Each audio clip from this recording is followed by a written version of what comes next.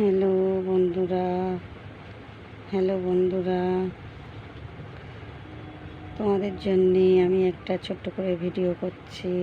Hello বন্ধুরা, আজকের হচ্ছে আমি গোবিন্দভোগ চালের অন্ন ভাত করে রাধা গোবিন্দকে খেতে দিলাম।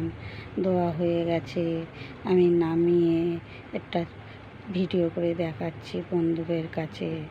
আজকে হচ্ছে কি রান্না করেছি, হচ্ছে পটল ভেজেছি, ভেন্ডি ভেজেছি, আলু ভেজেছি, আচ্ছা বেগুন ভাজা, তারপরে পাঁচমিশালি সবজি দিয়ে একটা তরকারি, আচ্ছা তারপরে আছে ওদিকে